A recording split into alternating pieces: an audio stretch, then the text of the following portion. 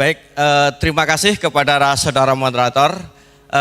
Kami mohon maaf ada switch moderator karena saudara Sartika masih di kelas mengisi workshop, ternyata belum nyampe, masih di dalam perjalanan.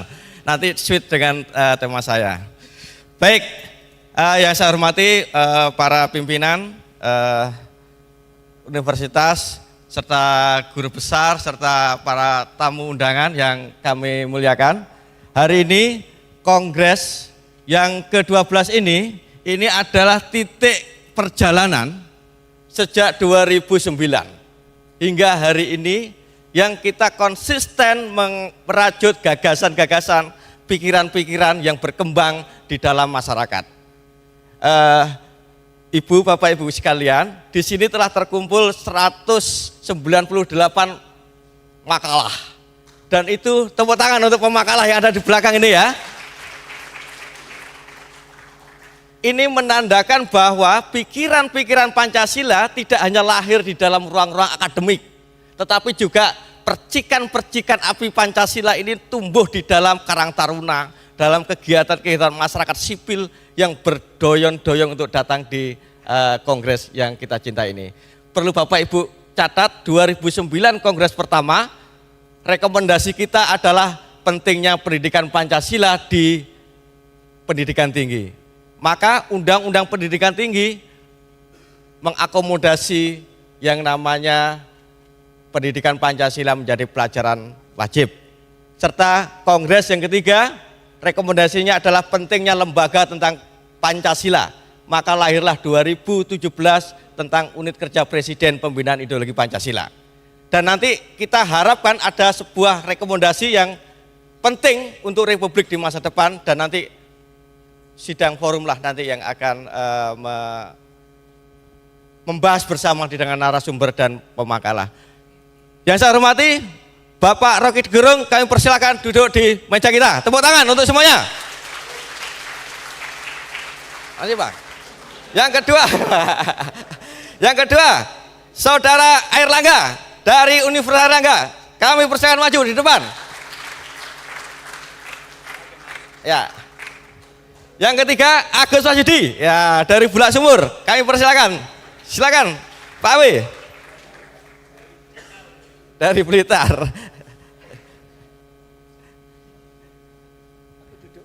Ya, silakan duduk sini, tak apa-apa, Pak. Baik, Bapak Ibu sekalian, di dalam panel yang pertama ini kita membicarakan konsep. Konsep ini pikiran yang berat, ya. Ini terpancar dari paper kita, Pak Awe. Paper kita dari 190 yang bicara konsep itu 20%. 20% sekitar 40 orang.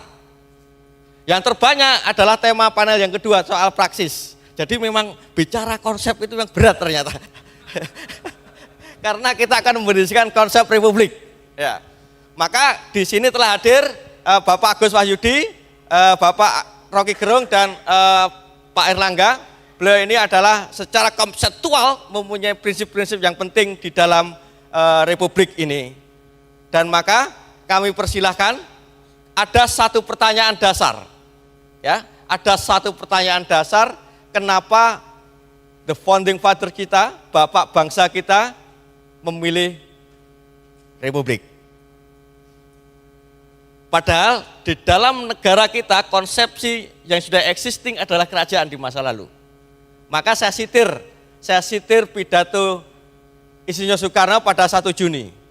Saudara-saudara, kita mendirikan negara bukan untuk satu orang, bukan untuk satu golongan, bukan untuk satu orang yang kaya, tapi kita mendirikan negara satu untuk semuanya. Semua untuk semuanya. Jadi prinsip negara demokrasi, ya, prinsip negara Republik itu menjadi sangat penting. Kami persilahkan kepada Mas Airlangga untuk mengudar bagaimana prinsip-prinsip negara Republik itu menjadi sangat penting. Kami persilahkan Mas Airlangga.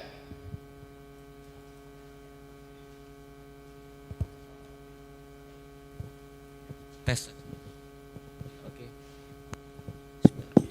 Assalamualaikum warahmatullahi wabarakatuh.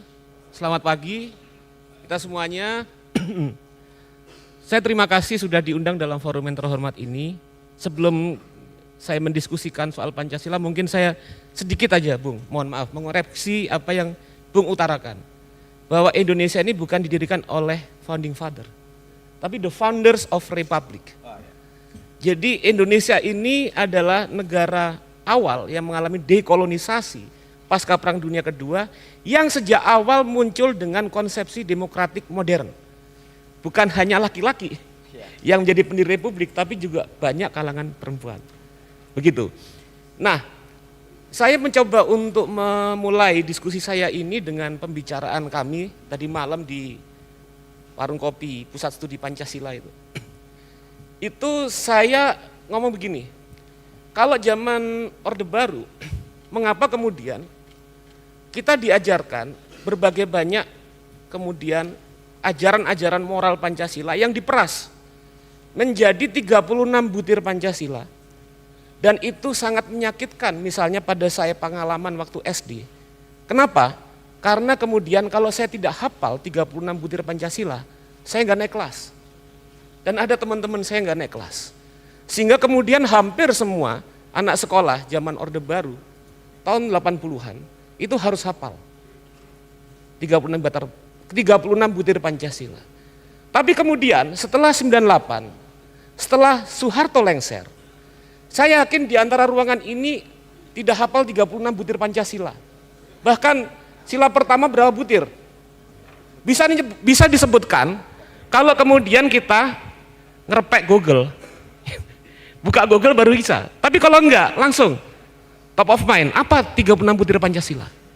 Enggak hafal. Itulah hasil, itulah persoalan apabila kemudian Pancasila sekarang itu dimaknai sebagai sesuatu yang dogmatik. Mengalami proses yang disebut sebagai sakralisasi. Menjadi mitos. Dan yang paling mendasar sebetulnya terkait dengan pengajaran Pancasila yang warisannya kemudian masih muncul sampai sekarang, dihilangkan historisitasnya dari proses historis perjuangan para pendiri republik. Dihilangkan dari historisitas bagaimana bergumul dengan pemikiran-pemikiran termaju di dunia dari para pendiri republik. Dihilangkan dari bagaimana para pendiri republik menggunakan pandangan-pandangan termaju tersebut untuk membangun proses dialektik dalam proses yang disebut sebagai dekolonisasi. Nah, dari situlah kita mulai poinnya. Dari poin tersebut, saya kemudian melihat apabila kemudian Pancasila kembali diartikulasikan dalam konteks pergumulan historis pemikiran bagaimana para pendiri republik berdialog dengan pikiran-pikiran dunia yang paling maju, dan bagaimana kemudian hal tersebut terhubung dengan proses dekolonisasi negeri-negeri terjajah, maka kemudian kita baru ketemu bahwa semua itu terkait dengan pergumulan, terkait dengan gagasan konsepsi pencarian republik. Atau kalau kemudian dalam bahasa fakultasnya Mas Agus Wahyudi dan Bang Rocky ini filsafat sebagai filsafat republikanisme. Gitu. Nah, disinilah kemudian kalau kita kemudian dalam kongres saat ini bicara tentang konsep republik, maka sebetulnya ini adalah suatu sesi yang sangat penting karena di dalamnya adalah suatu gugatan. Gugatan terhadap pendangkalan ruang publik. Gugatan terhadap bagaimana perbincangan-perbincangan yang ada tidak memiliki makna sama sekali. Oke, terima kasih. Di mana kemudian kita misalnya melihat bagaimana contoh dari berbagai macam pendangkalan tersebut, seringkali kalau kita berbicara tentang etik, itu kemudian dianggap bahwa etik itu adalah hal yang mengawang-awang, gak membumi. Padahal jelas etik itu adalah suatu tindakan yang konkret, suatu tindakan, pandangan, wawasan, kemudian tindakan, langkah yang berangkat dari suatu hal yang konkret. Bagaimana tiap-tiap citizen, bahkan sampai dengan elit, berani mampu mempertanggungjawabkan secara rasional alternatif-alternatif langkah, tindakan, pikirannya secara rasional. Nah itu sebetulnya yang dimaksud dengan etik. Nah bagaimana kemudian hubungan ini sebagai suatu gugatan? Karena kemudian kalau kita bicara republikanisme atau respublika itu adalah kedaulatan rakyat. Suatu pemerintahan dari rakyat untuk rakyat melalui proses bernalar, melalui penggunaan rasio. Mengapa demikian? Karena agar suatu proses berpolitik yang disebut sebagai respublika yang juga kemudian dianggap sebagai public affair, suatu urusan-urusan publik, maka kemudian di dalamnya dia harus menggunakan akal sehat, menggunakan argumentasi-argumentasi rasional yang dapat dipertanggungjawabkan. Nah itu yang hilang sebetulnya. Sehingga kemudian menjadi hal yang penting dalam setiap perbincangan ruang publik, apabila ada orang bicara tanpa menggunakan nalar, dia hanya kemudian bicara seenaknya, bahkan menggunakan otoritas atau force, maka yang harus dilakukan adalah menghantam pandangan-pandangan yang tersebut, pandangan tanpa argumen. Nah itu sebetulnya prinsip utama dari republik tersebut. Karena kemudian adalah suatu pemerintahan yang bekerja tanpa adanya hierarki dan dominasi satu kelompok terhadap kelompok yang lain, yang tadi diutarakan oleh Bang Diasma. Bung Diasma tadi sebagai Soekarno muda itu, bahwa republik ini, negara ini kemudian untuk semua, bukan kemudian untuk milik satu kaum, bukan milik untuk satu kaum ningrat atau orang kaya. Maka dia kemudian ketika perumusan tentang apa yang disebut sebagai common good, kebaikan bersama, harus berlangsung melalui proses perdebatan, perbenturan akal dengan akal. Tanpa itu kemudian maka tidak ada fondasi landasan legitimasi bahwa common good itu benar-benar menjadi common good. Nah itu poin pertama terkait dengan republikanisme. Poin kedua, karena kemudian bahwa dalam perdebatan untuk mencapai kebaikan bersama, maka dia harus kemudian dijaga dan dikawal oleh semangat freedom as non-domination. Kebebasan sebagai bebas dari dominasi. Dalam bahasa pendiri republik, pendeknya itu adalah kemerdekaan. Jadi poinnya jangan sampai ada suatu kekuasaan yang sewenang-wenang, dia seenaknya melakukan interupsi, melakukan intervensi dan dominasi terhadap seseorang.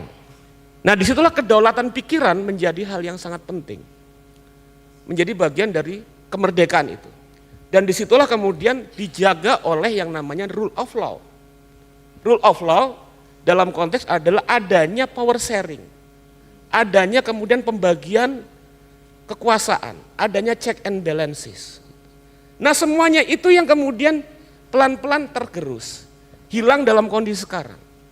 Yang itulah kenapa kemudian saya utarakan membincang tentang republik adalah melakukan gugatan politik.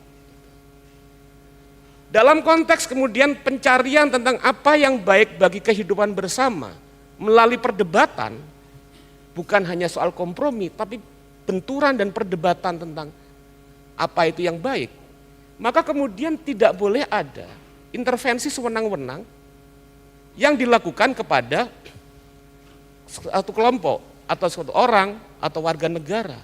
Nah di sini kita bicara misalnya apa yang berlangsung beberapa bulan yang lalu.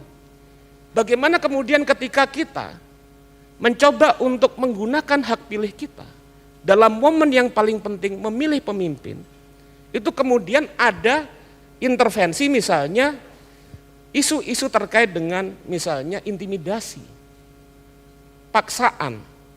Itu pertama.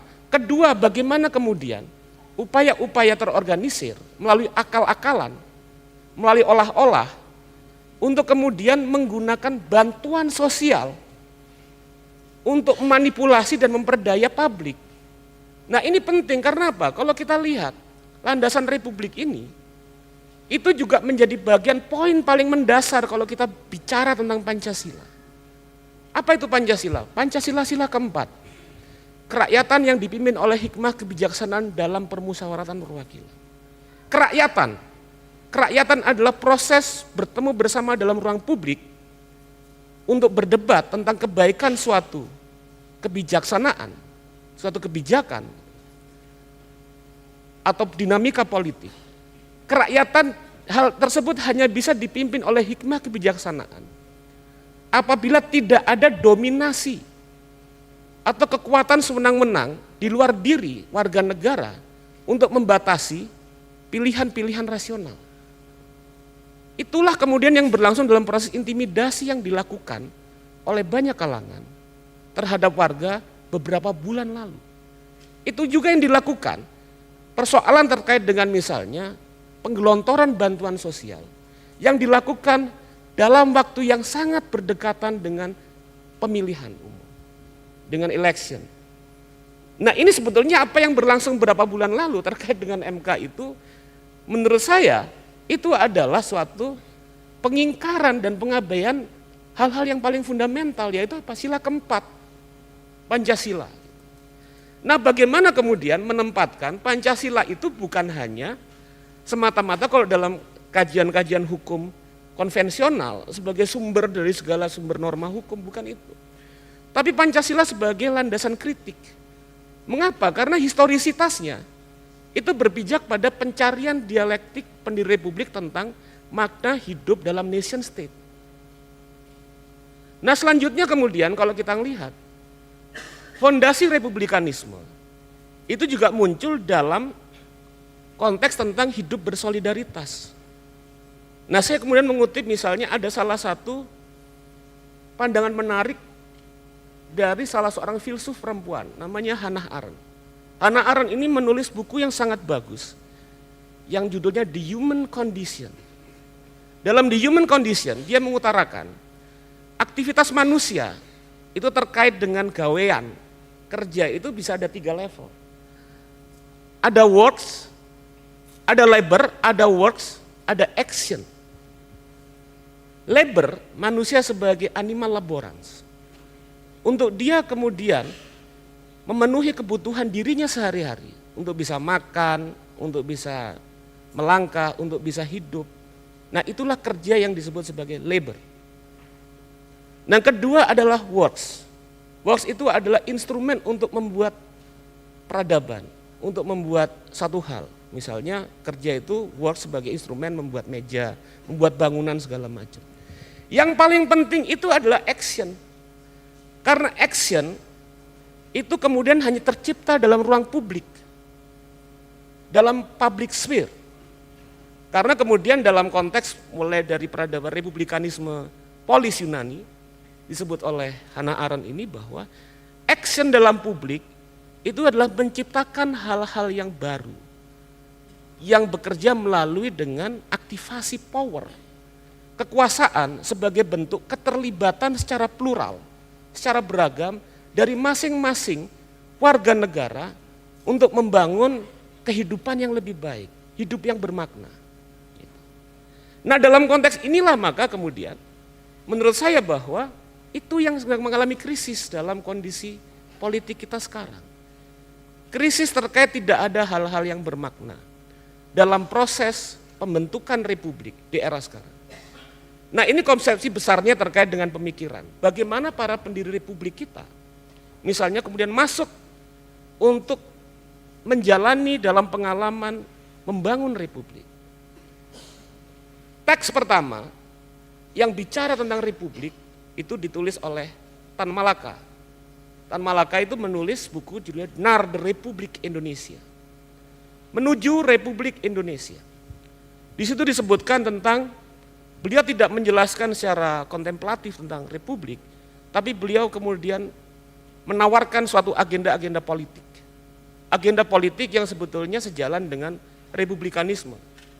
Di mana di dalamnya adalah misalnya hak politik, hak sosial, hak budaya, hak ekonomi bagi seluruh warga Indonesia, laki-laki dan perempuan.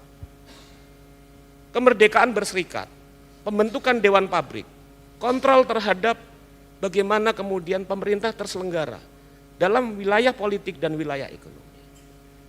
Dan selanjutnya kemudian yang menarik, kedua adalah intervensi dari Bung Hatta. Bung Hatta ini kemudian masuk dalam proses yang kita seringkali sebut sebagai proses dialektik, yaitu negasi terhadap suatu kondisi negation of negation. Di dalam tulisannya di Belanda, judulnya tentang nama Indonesia. Bung Hatta waktu itu kemudian menguraikan tentang mengapa para politisi Belanda dan intelektual akademisi Belanda itu sangat alergis dengan istilah Indonesia. Karena menurut Bung Hatta, mulai dari kalangan konservatif, kalangan pro-imperialis, bahkan dari kalangan sosial demokrasi yang masih belum rela terkait dengan kemerdekaan Indonesia. Indonesia itu adalah teror, adalah intimidatif, karena mereka tidak siap apabila Indonesia merdeka. Dan diutarakan oleh Bung Hatta bahwa Indonesia ini memiliki makna politik. Menurut Bung Hatta, dia utarakan, bagi kami Indonesia adalah satu tujuan politik, tanah air di masa depan. Dan bagi seluruh warga yang hendak menjadi bagian dari Indonesia akan memperjuangkannya. Ini penting, pertama politik. Kedua, Indonesia adalah tanah air di masa depan, kata Bung Hatta. Artinya apa? Pencarian tentang keindonesiaan itu bukan pada semata-mata keagungan masa lalu. Bukan hanya pada fase-fase keagungan dan kemegahan masa lalu. Karena di sana itu juga kemudian banyak sekali persoalan dan problem. Problem feodalisme, problem hierarki, problem tidak menerima kritik. Yang itu hendak dijebol oleh tesis Indonesia dari Bung Hatta. Dan selanjutnya, itu diutarakan oleh Bung Hatta 1928. Pada tahun 1932, Bung Hatta menulis lagi suatu teks, suatu manifesto politik, judulnya Ke Arah Indonesia Merdeka.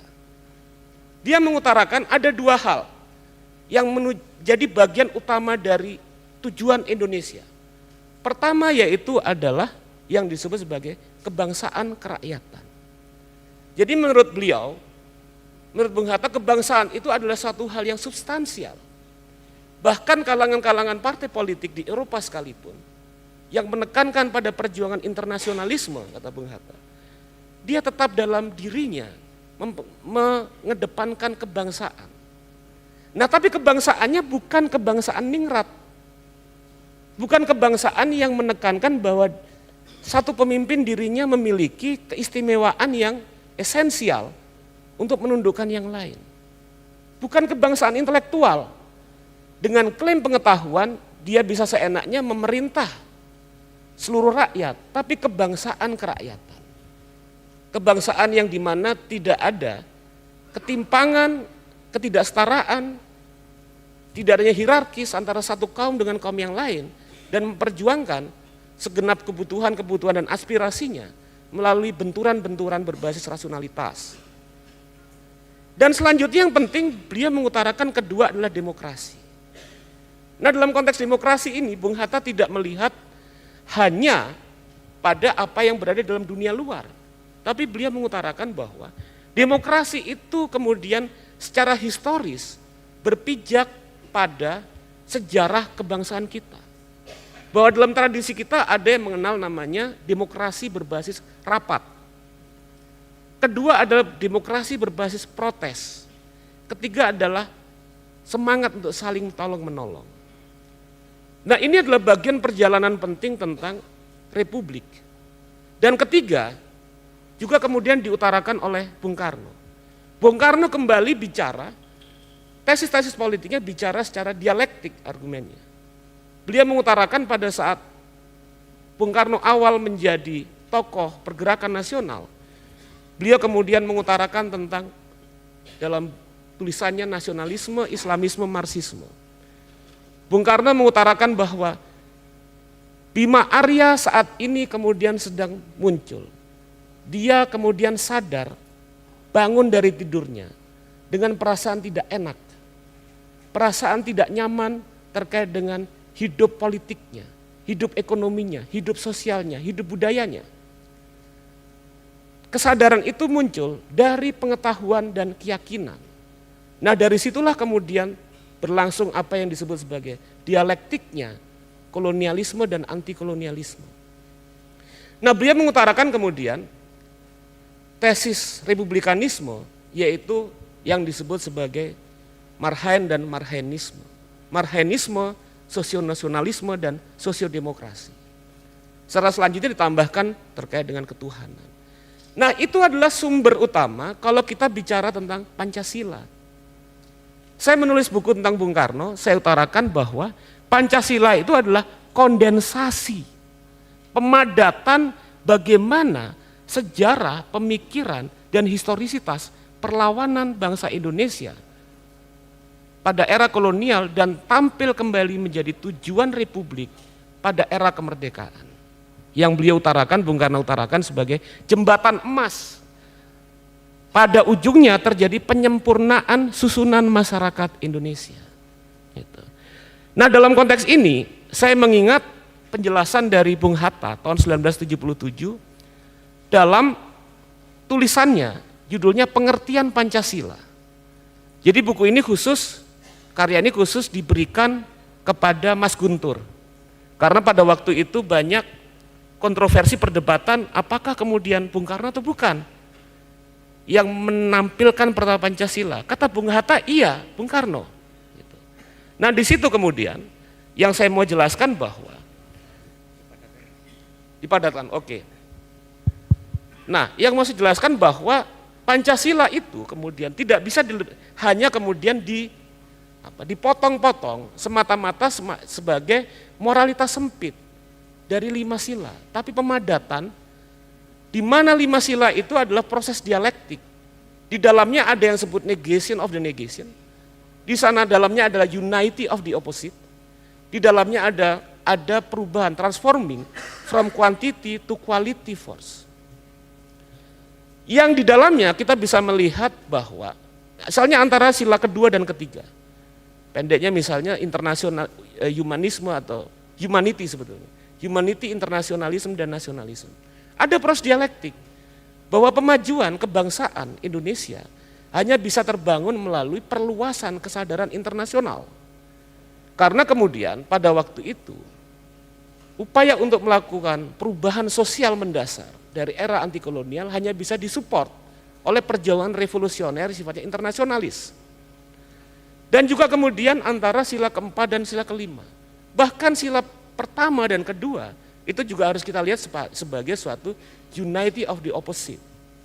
Bahwa kemanusiaan yang adil dan beradab itu kemudian menjadi bagian penting yang apabila tanpa disadari tentang sila pertama ketuhanan yang Maha Esa, maka kemudian sila kemanusiaan ini menjadi absolut juga. Menjadi muncul tragedi-tragedi kemanusiaan. Contohnya apa? Revolusi Prancis. Atas nama kemanusiaan kemudian, tanpa ada pemahaman bahwa manusia itu doif, maka yang terjadi adalah absolutisme. Tapi juga ketuhanan yang Maha Esa, tanpa pendasaran tentang landasan kemanusiaan yang adil beradab, itu juga bisa menjadi absolut.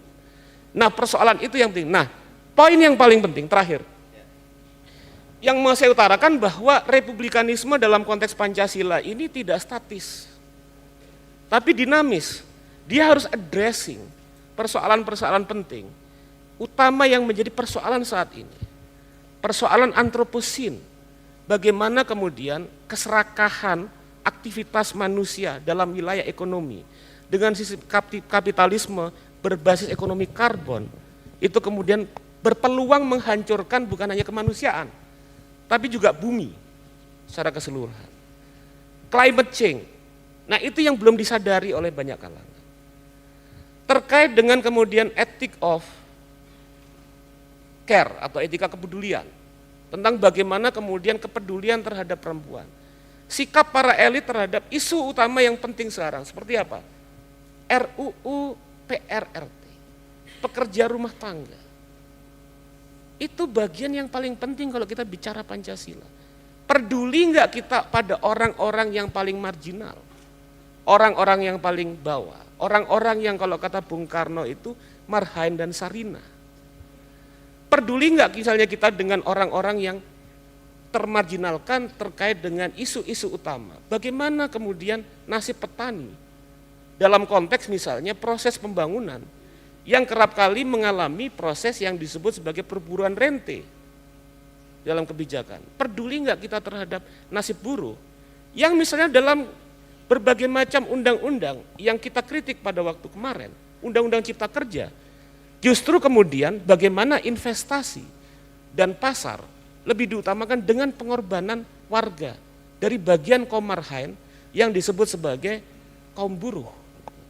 Hal tersebutlah yang kemudian menjadi penting ketika kita bicara tentang Pancasila dan Republik. Terima kasih. Assalamualaikum warahmatullahi wabarakatuh. Waalaikumsalam. Terima kasih Bung Erlangga ya, bahwa Republik adalah konsep yang tidak statis, tapi sesuatu yang dinamis. Bagaimana di masa lalu dan hari ini tetap keberpihakan kepada orang-orang tak disebutkan orang marhaen.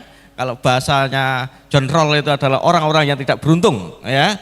Dan itulah tugas daripada Republik, adalah membantu menyelamatkan orang-orang yang terlahir miskin, cacat, orang yang lahir dari pinggiran. Orang tidak pernah bisa memilih dilahirkan dalam rahim seorang orang miskin melarat. Orang tidak bisa memilih itu semua. Tapi untuk masa depan kita bisa memilih Republik, itu adalah jawaban untuk kesetaraan dan semuanya. Baik, selanjutnya kepada Mas Agus Wahyudi untuk memberikan gagasannya tentang tausiah tentang Republik ini. Wanti-wanti, pengeling-eling ya. Silakan Pak Agus. Agak dekat Pak, kalau mau Pak. Baik, terima kasih.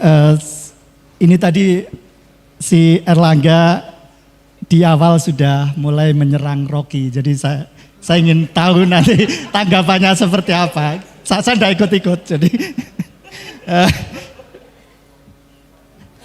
mungkin saya akan ada 4 poin yang mau saya sampaikan, brief ya. Yang pertama saya kira memahami apa itu Republik tadi, walaupun sebenarnya sudah diuraikan juga oleh Erlangga, dan bagaimana republikanisme, jadi bagaimana republikanisme berhubungan dengan Pancasila. Saya kira tadi pertanyaan teman-teman juga yang mendorong kongres kita adalah mengapa Indonesia memilih Republik dan apa makna Republik selanjutnya. Nah, tapi kemudian kaitannya dengan Pancasila apa? Ini poin pertama yang nanti mungkin akan coba saya address secara singkat. Poin yang kedua menurut saya yang juga penting dilihat, republikanisme ini satu filsafat sosial seperti halnya liberalisme atau demokrasi ya. Tapi hal yang saya kira harus kita pahami, ini bukan konsep monolitik, bukan konsep tunggal tanpa ambiguitas. Dan justru menurut saya masuk ke dalam pada kedalaman subtlety dari konsep ini penting.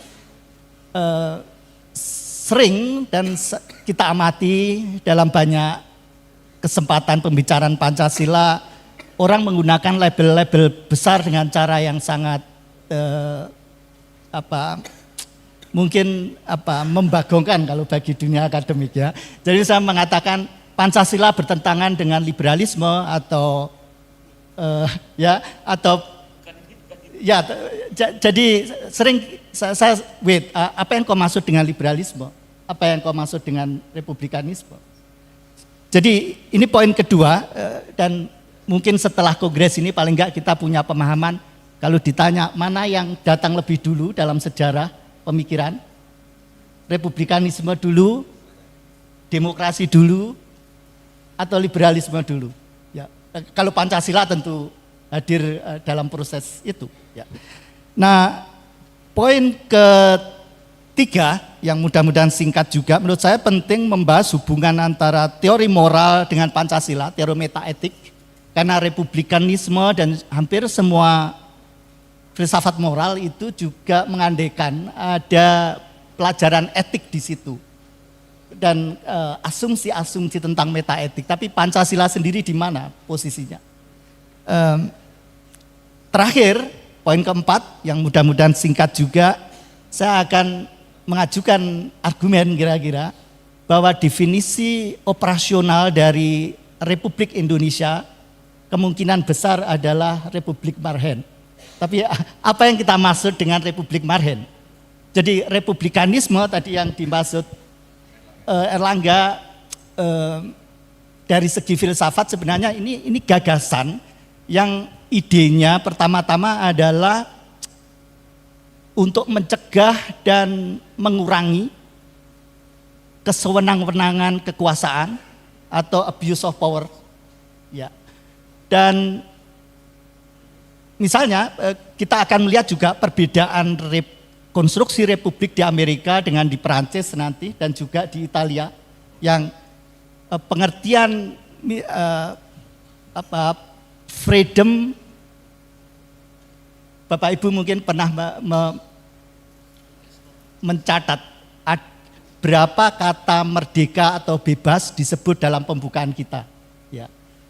Tetapi yang menarik karena ini berhubungan kebebasan sebagai non domination ini memiliki makna khas dalam republik yang nanti Prancis akan agak berbeda pemahamannya karena akan menerima pengertian kebebasan dalam pengertian interference, ya, non-interference.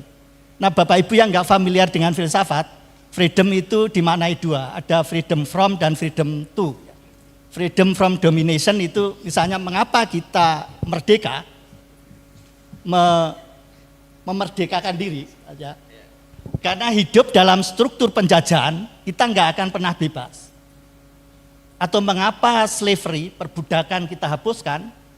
Ya, walaupun ada juga budak-budak yang hidup dengan senang, siapa yang tidak suka di masa lalu kalau masternya adalah Lincoln atau siapa Jefferson, ya, orang-orang yang sangat baik. Tetapi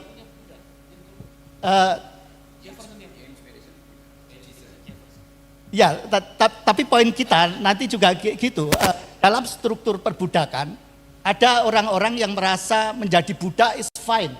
Dalam struktur penjajahan juga gitu, dijajah nggak masalah. Dan ini yang menurut saya penting, mengapa kemudian kita merasa perlu menghitung istilah merdeka atau bebas, karena pengertian republik ini juga saya hanya membaca dari tulisan Pak Notonegoro. Jadi Pak Notonegoro itu di dalam satu teksnya ya tahun 55 ketika pidato Dies Natalis di Universitas Airlangga, Universitasnya Mas Airlangga juga, ini Airlangga tapi bukan Airlangga. Jadi beliau di dalam bukunya itu memberi kesaksian. Saya baca lengkap karena singkat. Bentuk republik daripada negara Indonesia ditentukan dalam rapat Badan Penyelidik pada tanggal 10 Juli 1945 setelah para anggota mengheningkan cipta. Jadi atas usul Kiai Abdul Kahar Muzakir dengan pimpinan Ki Bagus Hadikusumo yang membacakan Fatihah, ya, supaya mendapat pendapatan itu mendapat ide mungkin ya, pendapatan itu di bahasa di masa lalu supaya mendapat pendapatan yang suci dan murni dalam hal pemilihan. Jadi menarik, konsep republik atau bentuk republik kita tidak lewat perdebatan yang bertele-tele, agak berbeda dengan hanya lewat mengheningkan cipta. Dan itu dilakukan cepat. Kemungkinan para founding fathers kita memang pada waktu itu sudah sampai pada, kita nggak tahu persis apa yang dipahami tentang republik. Tapi di masa lalu kalau kita lihat ya, pengertian mengapa republik dipilih, karena misalnya kekuasaan yang sewenang-wenang, misalnya Amerika dijajah Inggris di bawah Raja George ketiga, dan setelah perang kemudian salah satu pemimpinnya mereka intinya pilihannya ada dua, memilih monarki yang rajanya baik hati, dan waktu itu ada jenderal yang sangat dihormati tapi disuruh menjadi monark nggak mau, ya. Jadi orang Amerika punya negarawan yang luar biasa, disuruh setelah memimpin perang selesai itu disuruh menjadi kaisar, tidak mau. Tapi lalu pilihannya kalau tidak monarki kemudian republik. Dan gagasannya adalah bahwa karena sejauh pemerintahan dilakukan oleh manusia terhadap manusia lain, selalu ada kemungkinan kesenangan kekuasaan. Beda kalau pemerintahan dilakukan oleh dewa atau oleh malaikat. Ya. Tapi sayangnya semua pemerintahan selalu oleh manusia terhadap manusia lain. Dan karena itu perlu ada cara untuk mencegah kesenangan kekuasaan. Dan apa yang harus dilakukan? Mereka membaca misalnya karya-karya pencerahan dari Montesquieu. Jangan lupa Universitas Harvard sudah berdiri abad ke 16 ya. Jadi ide-ide separation of power and check and balances dibaca kembali. Jadi sangat berbahaya kalau satu orang membuat hukum, dia yang melaksanakan hukum dan dia juga yang mengadili pelaksanaan hukum. Kira-kira gitu. Nah, jadi idenya mulai dari sana. Tetapi gagasan republik sebenarnya lebih tua, istilahnya pertama ditemukan oleh Cicero abad ke-13 sebelum Masehi, menunjuk pada gagasan ini yang kemudian tradisi kekuasaan Roma sangat besar pengaruhnya dalam politik di Eropa dan di Amerika. Jadi Cicero menyebut waktu itu juga kekuasaan Romawi pengertian res publica vox populi, the commonwealth, the people, yang menekankan pada ide citizenship. Nah, ide dasar dari republik sebenarnya nanti kita lihat, jadi demokrasi itu cara untuk mengambil keputusan dan rakyat dilibatkan. Tapi republik idenya adalah rakyat berpartisipasi dalam proses demokratik itu. Jadi nanti kita akan melihat misalnya makna republik yang sangat penting. Salah satunya ciri republik yang sehat adalah ketika warga negara itu engage, terlibat. Ketika warga negara tidak peduli, tidak mau tahu, ini justru petanda republik kita tidak sehat. Jadi kalau orang selalu reseh, ya kayak Pak Rocky Gerung, itu bagus, ini petanda republik sehat, ya kan? Tapi ciri republik yang lain yang disebut Cicero adalah warga negara dengan civic virtue, dengan kebajikan dan keutamaan civic. Ini pengertian penting nanti akan kita bahas, idenya dari Aristoteles. Dia menulis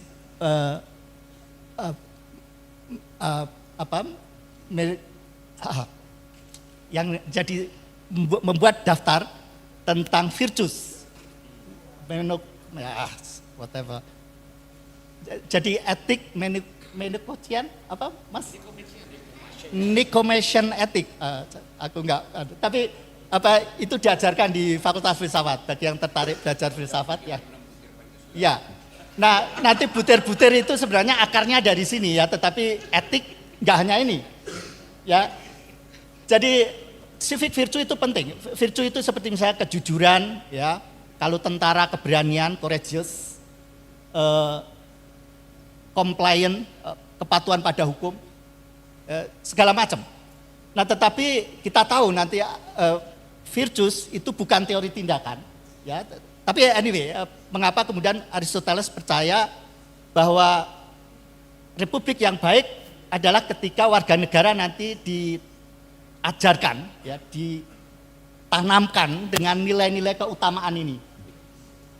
Nah, tapi ciri republik yang lain adalah juga warga negara yang punya visi tentang common good, tadi yang didiskusikan Mas. Common good itu apa? Jadi ini kita bicara tentang kebaikan bersama. Jadi lawan dari res publik adalah res privata, sesuatu yang privat. Dulu di masa lalu kekuasaan menganggap misalnya ya Raja Jos itu merasa punya tanah, punya hutan, kalau mau ngambil ya seenaknya gitu. Bahkan mungkin Raja Jawa juga, saya tidak tahu, tapi visi common good ini sesuatu konsep sangat penting nanti. Mengapa republik bergantung pada visi kita tentang common good. Apa yang kita maksud dengan kebaikan bersama. Jadi misalnya kita butuh air minum yang bersih, ya, udara yang segar, lalu lintas tidak macet. Mungkin sekarang ngomongin wifi, ya, saya nggak tahu apa itu bisa dipakai, tapi ya semua orang butuh kualitas pendidikan yang baik, butuh security, keamanan. Bagaimana kita mewujudkan itu? Ini kemudian menjadi concern semua orang. Jadi ide tentang common good. Nah baru kemudian juga Republik, ciri keempat itu civic responsibility, warga negara yang memiliki perasaan tentang tanggung jawab civic. Apa yang dimaksud? Sebenarnya juga misalnya dalam situasi emergensi, misalnya COVID kemarin, kalau ingin selamat Republik kita, mungkin kita harus berdebat misalnya dari segi sains, orang ternyata harus divaksin atau harus memakai masker, dan kita lalu patuh pada itu. Jadi punya rasa tanggung jawab untuk kehidupan bersama.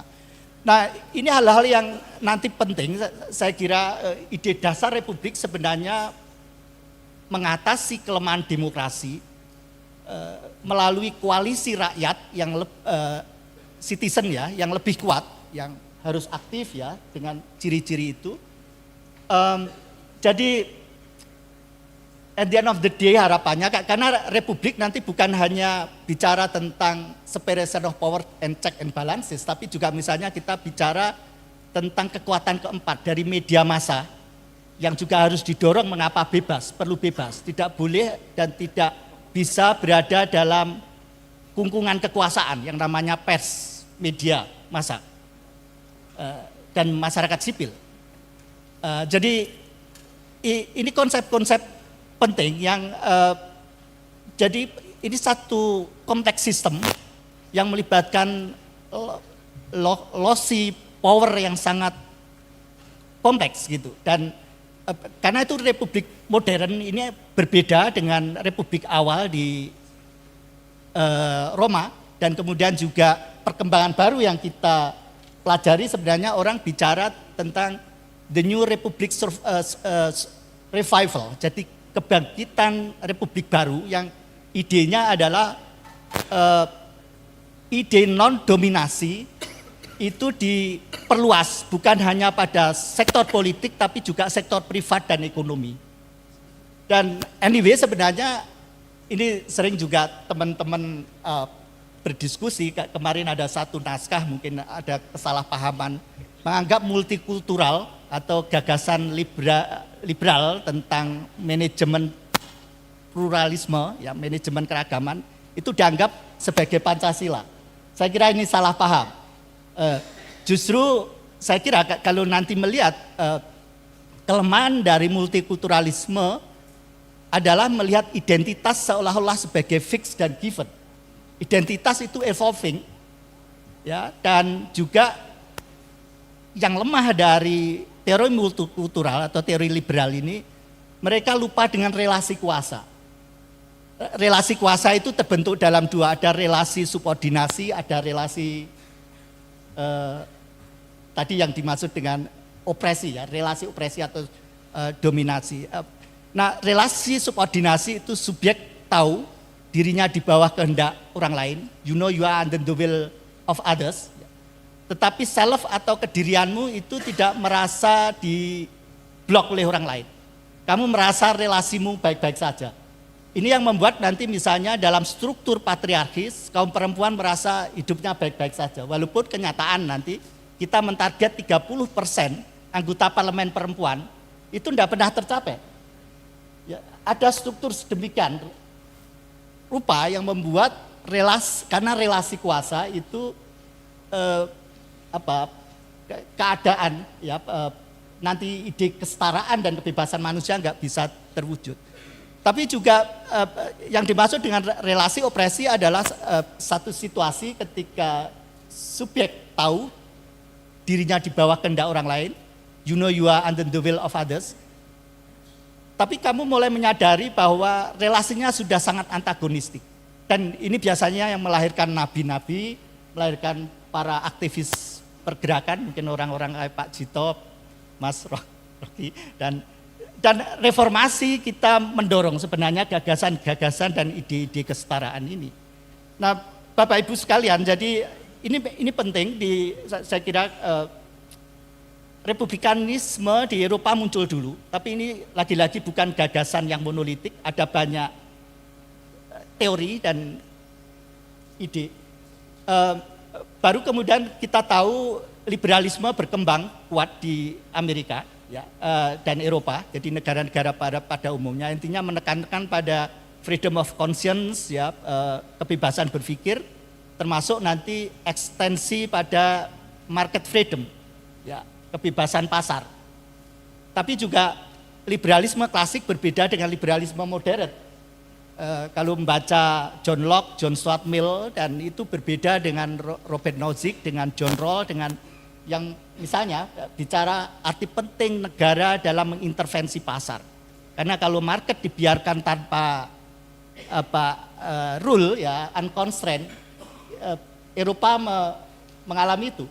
Jadi mereka belajar dari situasi itu.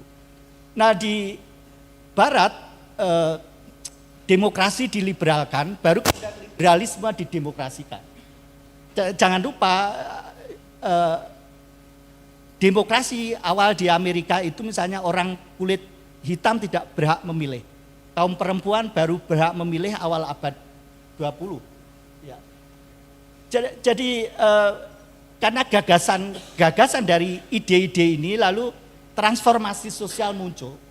Dan ide baik dan buruk dalam pengertian etika nanti yang kita maksud dengan meta etik berkembang di sana. Nah, hal yang menarik kalau bicara Pancasila, ini bacaan saya, Bapak Ibu boleh Terakhir ini Pak ya. Bagaimana? Terakhir ini ya. Oke. Oke. Pancasila itu blended dari beragam filsafat yang berbeda-beda bahkan bertentangan satu sama lain. Tapi saya melihat justru kekuatan kita di situ. Karena keragaman pemikiran, daya imajinasi kita nanti akan bergantung pada bagaimana kita belajar ya bersama secara kolektif mencerna permasalahan nyata kita dan juga mengenali ya standar-standar kehidupan bersama yang lebih baik. Saya ingin bicara panjang tentang metaetik tapi waktunya tidak cukup. Ya, oke. Terima kasih. Oke, terima kasih. Tepuk tangan untuk Pak Agus. Ya. Jadi Mas Agus menekankan dalam republik adalah adanya pentingnya common good, ya, dan juga yang kita tekankan lagi tadi adalah partisipasi, munculnya masyarakat sipil yang sadar. Kita kemarin bersyukur ya, ternyata dengan adanya undang-undang pilkada, tidak dalam waktu 24 jam masyarakat berdemo, ya, membatalkan RUU pilkada yang itu mengganggu kepentingan publik. Dan itu adalah bagi saya melihatnya itu adalah ternyata masyarakat sipil kita memiliki kepedulian terhadap masa depan republik dan undang-undang itu hanya menguntungkan satu orang dengan menisbikan partisipasi kita sebagai rakyat pada umumnya. Oke, pembicara terakhir. Gong, ya, gong dari yang kita tunggu-tunggu adalah Bang Rocky Gerung. Silakan Bang Rocky untuk kenapa ya, tepuk tangan untuk kita semuanya. Oke, kenapa terlalu bergairah untuk menyebutkan bahwa keinginan mengembalikan the very ideas of republicanism itu ada di demo-demo di Senayan. Terlihat dari atas memang iya tuh. Tetapi kalau kita periksa naratifnya, mereka tidak demo karena undang-undang itu. Mereka demo karena seseorang yang bernama Mulyono. Ya itu, poinnya itu tuh. Saya ada di situ pada waktu demo. Berpapasan dengan anak anak STM tuh, saya buka kaca. Weh Bang Rocky, ikut demo. Demo apa? Demo anti Gibran, demo anti Kaisang. Jadi di dalam kepala mereka tadi sedimennya adalah, ini sedimen ya, adalah penampilan publik dari anak-anak presiden itu, junto presidennya, itu dasarnya itu. Bahwa yang demo itu mahasiswa itu lain lagi, tetapi kita mesti lihat bahwa isu pada waktu itu adalah nggak keren kalau nggak anti Jokowi, kira-kira begitu. Apa namanya, istilah mereka tuh fear of missing out, FOMO. Jadi kita mesti baca juga bahwa ada perubahan jarak akademis antara apa yang diidealkan oleh demokrasi dan prakteknya di dalam demonstrasi itu. Nah kalau kita, coba nih apa tadi judulnya ini, Pancasila nyawa bangsa, ini juga menghalau kemerosotan moral, menghalau kemerosotan moral tuh. Bukan, dalam kurung menghalau fufufafa. Yes, real isunya itu. Yang kita mau halau kemerosotan moral, yang bentuk konkretnya apa? Kan dia mesti dinomenklaturkan. Apa yang disebut kemerosotan moral? UGM pernah dalam waktu singkat atau agak panjang, tapi kemudian regain, moral call-nya muncul tuh. Lalu moral UGM jadi patokan, jadi monumen untuk moral bangsa. Karena ada sejumlah guru besar yang mengatakan enough is enough itu. Jadi itu titik radikal, titik epistemological break-nya ada di situ tuh. Ketika pengetahuan mengatakan bahwa tidak mungkin kita teruskan kebohongan publik Jokowi. Dasarnya itu. Jadi kemampuan kita untuk mengevaluasi politik didasarkan pada kemampuan kita untuk mencari narasi pada monumen, pada momentum tertentu. Bayangkan misalnya kalau UGM tiba-tiba ada bangunan hotel UGM itu, nggak mungkin guru-guru besar itu demonstrasi karena disogok oleh negara. Tapi saya berpikir bahwa tidak mungkin juga dihentikan diskurs intelektual kendati UGM disogok dengan Kongres Pancasila ke-13. Artinya dibayangkan nanti, oke bikin aja nanti ada Kongres Pancasila ke-13 dibikin di IKN itu. Lalu guru-guru besar mulai bikin proposal, iya tapi kami akan pergi ke Kongres 13 Pancasila IKN, tapi harus naik private jet. Kan tidak mungkin itu timbul dari proposal akademis tuh. Jadi ada batas ketika tadi limpahan kekuasaan itu dihentikan justru oleh metodologi. Dan metodologi itu ada di UGM. Nah kita coba lihat secara perlahan-lahan apa sebetulnya yang memungkinkan kita membaca Pancasila di dalam dimensi kerepublikanan itu. Republikanan bukan republik kiri, kerepublikanan. Coba kita lihat ide dari Respublika. Ketika Roma sebagai republik yang demokratis runtuh di tahun 100 di abad pertama, seorang jurnalis dari Jogja bertanya pada Jean-Jacques Rousseau, karena saya nggak tahu jurnalis dari mana yang bertanya, saya anggapnya dari Jogja itu. Profesor Rousseau, apa yang menyebabkan Republik Roma itu runtuh? Rousseau bilang begini, kebebasan itu ibarat buah, bagus buat kesehatan tubuh manusia. Tetapi hanya lambung yang baik yang mampu mencernanya. Hanya itu jawaban pendeknya. Sekarang pertanyaan kita, lambung macam apa yang ada di Roma, Junto di Indonesia, sehingga gagal untuk mengembalikan Respublika? Private jet itu adalah res privata, jet privata. IKN itu adalah res privata, memakai isu Respublika. Jadi kalau kita coba dalilkan sekarang, lambung macam apa yang dimiliki oleh kekuasaan hari ini sehingga gagal mencerna ide demokrasi?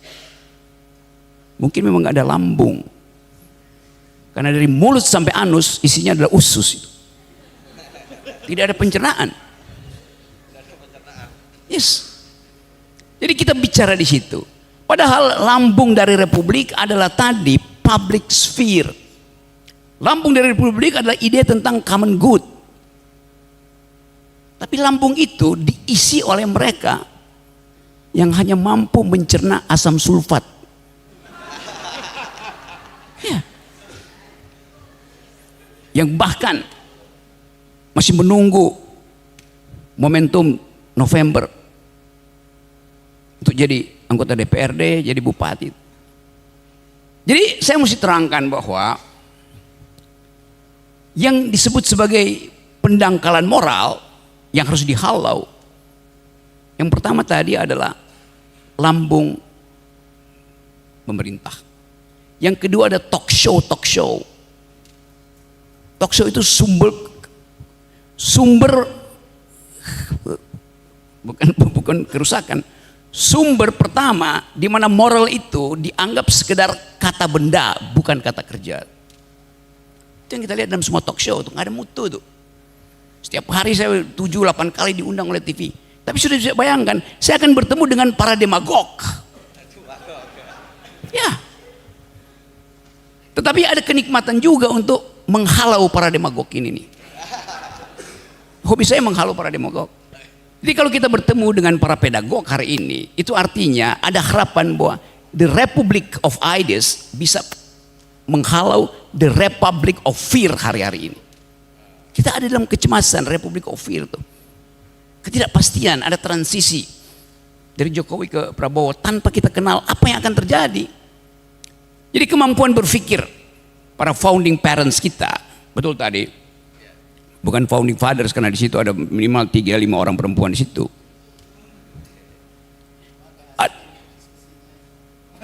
Kenapa? Oke, nanti saya bikin asik di pertanyaan. Oke. Jadi sekarang kita masuk pada Pancasila ini mau disebut sebagai apa? Ini ada istilah baru, nyawa bangsa tuh. Lebih enak menyebut nyawa bangsa daripada menyebut Pancasila adalah ideologi negara. Saya menentang menyebut ideologi negara.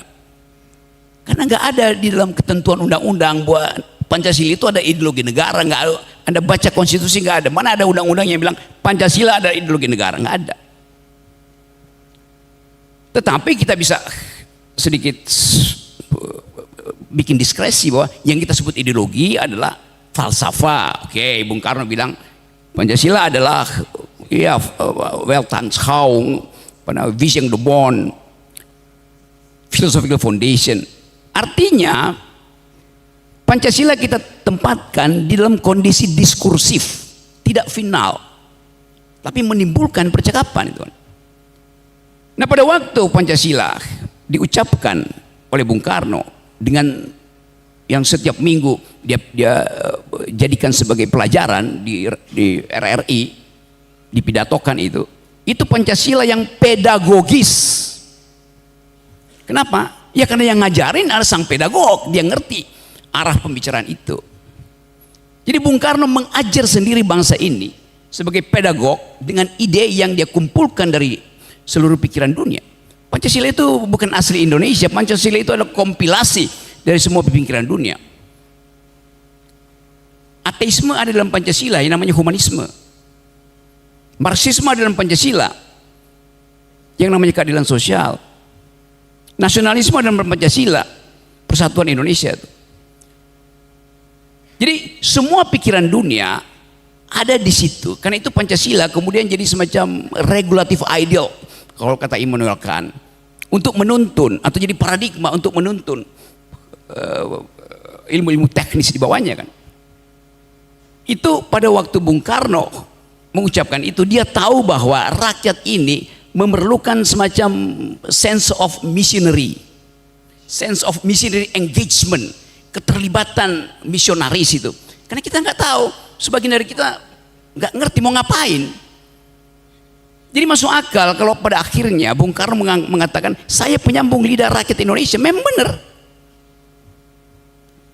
Karena isi kepala Bung Karno itu harus dia ucapkan secara retoris setara dengan kemampuan logisnya tuh.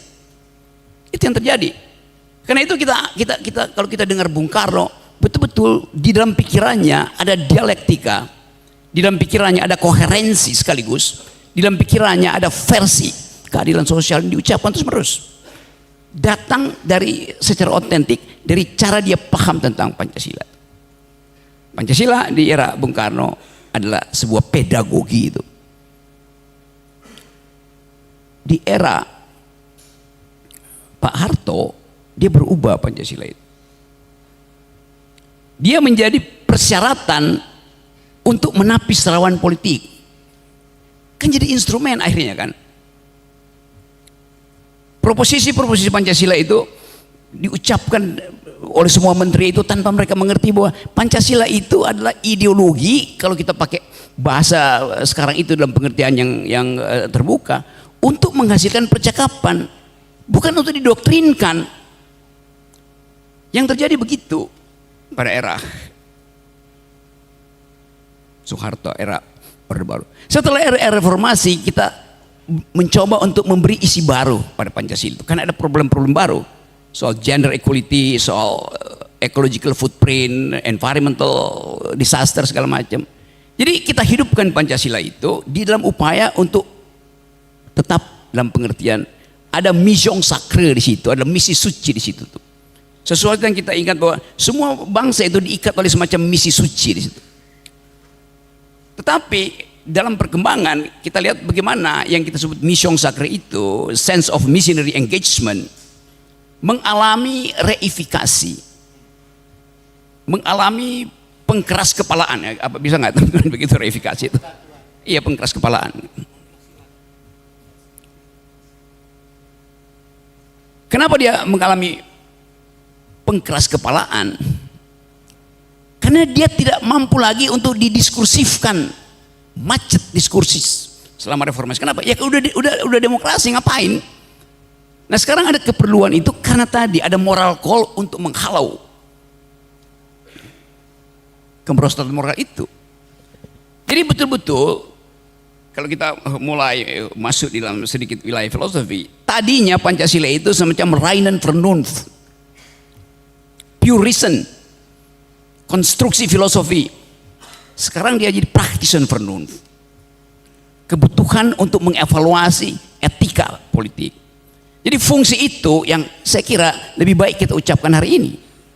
Di fungsi Pancasila untuk mengevaluasi etika politik. Dan itu yang memungkinkan UGM masuk lebih jauh menginterupsi keadaan kekuasaan hari ini. Paling enggak interupsi aja, interupsi mengganggu stabilitas berpikir para politisi. Saya mondar-mandir BIMTEK segala macam itu, dan saya lihat bahwa tidak ada satupun semacam harapan bahwa politik akan diasuh oleh pikiran. Not at all. Mereka undang saya buat BIMTEK, tapi saya tahu itu hanya untuk menghabiskan anggaran. Jelas.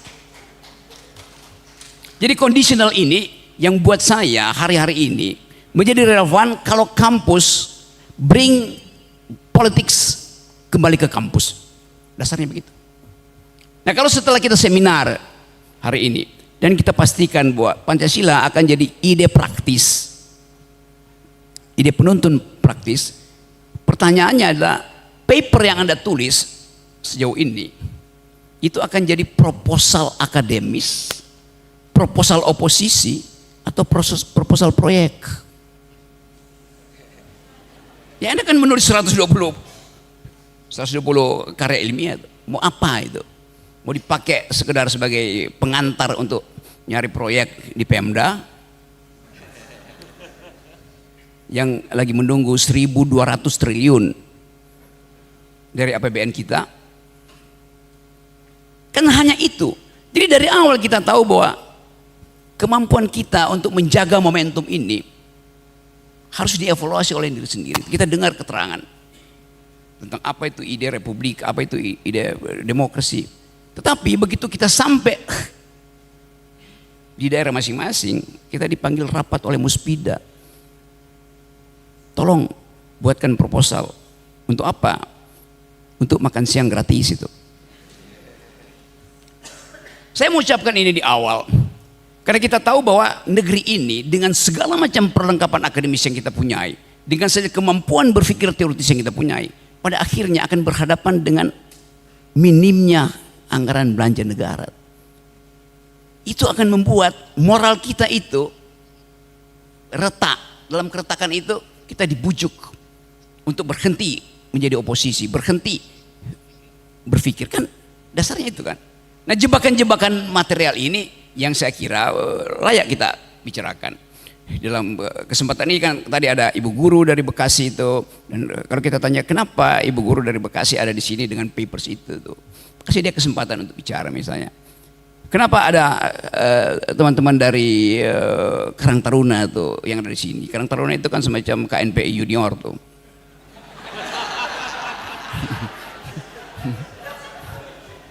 Jadi sekali lagi ada tahapan kita coba bongkar. Kalau kita bilang Pancasila itu ada ideologi, oke, kita akan bongkar metafisiknya, epistemologinya, bahwa ideologi itu mestinya kalau dia betul-betul ideologi dia mesti berakar pada pada psikis manusia itu, gitu kata Althusser misalnya itu. Bahwa dengan cara itu kita tahu bahwa ada yang struktural di dalam ideologi.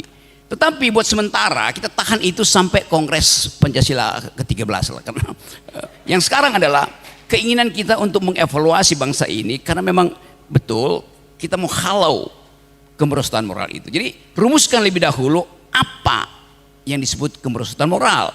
Ketidakmampuan untuk mengakses respublika itu kemerosotan moral namanya tuh. Nah, dalil itu yang sebetulnya mesti kita uji.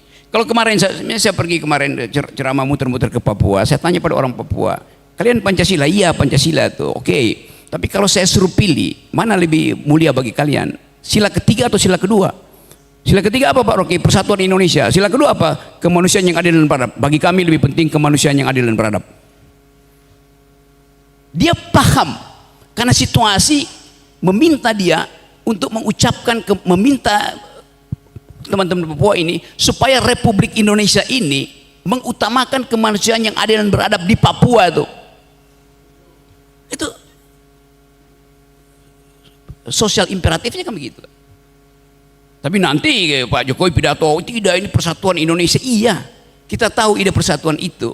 Unity of reason memerlukan unity of nation. Unity of nation memerlukan unity of government. Yaitu nasionalisme awal kita tahu cara berpikir itu. Tapi Pak Jokowi hanya menghafal-hafal bahwa persatuan itu penting. Ada bunyi kita ada Bhinneka Tunggal Ika, bukan Ika Tunggal Bhinneka. Pada waktu Bung Karno membayangkan Pancasila, dia tahu bahwa ada masyarakat yang memerlukan tuntunan agama. Oke, dia kasihlah itu pikiran kemanusiaan yang adil dan beradab. Ada yang menginginkan kemuliaan kemanusiaan tanpa memerlukan pertolongan Tuhan. Ada. Sila kedua, Anda bisa berbuat baik tanpa beragama, bisa aja. Pakai sila kedua, humanisme. Kan humanisme itu ada teguran terhadap teokrasi abad tengah kan. Seolah-olah hanya orang yang bisa beli surat pengakuan dosa yang masuk surga. Lalu humanisme muncul. Tidak, etik manusia itu tidak memerlukan tuntunan hal-hal yang irasional tuh. Agama dulu dianggap sebagai irasional. Jadi ada fasilitasi itu. Humanisme versi radikal dari humanisme ya ateisme. Jadi kalau kita bongkar sistem filosofinya itu luar biasa kentalnya. Dengan kata lain, multi tafsir itu, Pancasila itu selalu harus ditafsirkan secara hermeneutis, selalu ada dalam kondisi semiotis, selalu dia adalah in the making tuh, tidak final tuh. Nah, kemampuan-kemampuan itu yang saya kira itu sesi yang mungkin terlalu berat nanti karena keragaman latar belakang kita. Tapi sekali lagi kita mau agar ada semacam tuntunan public ethics, virtue tadi, yang memungkinkan kita mengatakan pada generasi akan datang bahwa Indonesia ini direkatkan oleh konsep. Ada konsep berbangsa, ada konsep kepentingan publik. Sekarang misalnya soal pertanahan, ini kecambah yang akan tumbuh makin lebar karena problem-problem ekonomi, keadilan, tuntutan setelah Pak Prabowo berkuasa itu akan sangat tinggi tuh.